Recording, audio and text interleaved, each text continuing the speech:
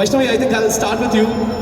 And so, Kishkinda Kandam, and now it is all about JSK.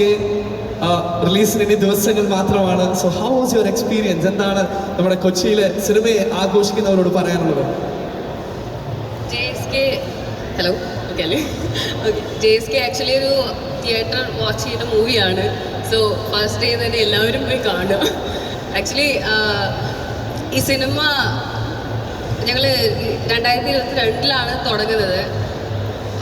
അന്നോട്ടുള്ള ജേണിയാണ് actually അത്. So actually ഞാൻ AD ആയിട്ടും കൂടി work ചെയ്തിട്ടുണ്ടായിരുന്നു. അതിൻ്റെ എക്സ്പീരിയൻസ് വേറെ തന്നെയായിരുന്നു. എന്നെ താങ്ക് യു പ്രവീൺ ചേട്ടാ, താങ്ക് യു സോ മച്ച്. പിന്നെ ഞാൻ ഈ മൂവിയിലോട്ട് എന്നെ സെലക്ട് ചെയ്ത് രാജേഷ് ചേട്ടനാണ്, ഞങ്ങളുടെ ചീഫ് അസോസിയേറ്റ്. രാജേഷ് ചേട്ടൻ ഇവിടെ ഉണ്ട്. എന്തായാലും താങ്ക് യു സോ മച്ച്.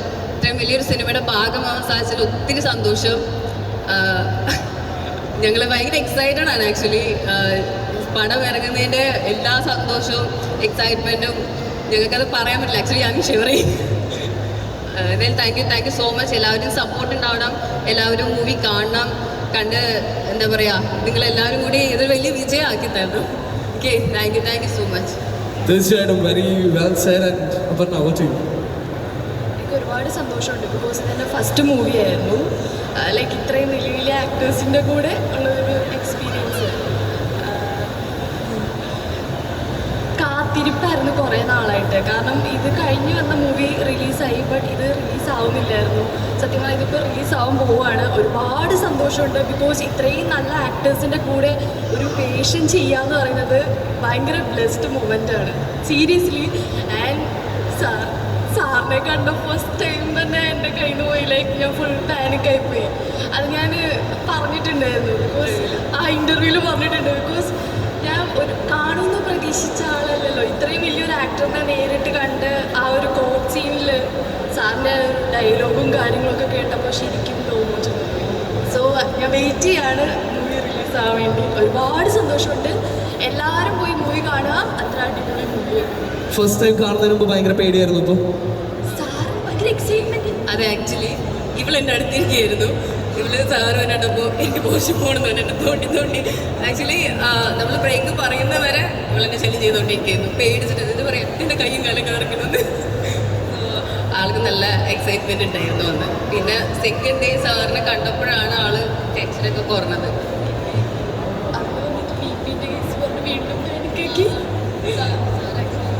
സാറിന് ഓർമ്മയുണ്ടോന്ന് അറിയില്ല. ഇവള് ആക്ച്വലി ടെൻഷൻ അടിച്ചിരിക്കുമ്പോൾ സാറ് വന്നിട്ട് BP കുറവുണ്ടോ എന്ന് ചോദിച്ചപ്പോഴത്തേനും അവള് കിളിപ്പോയി.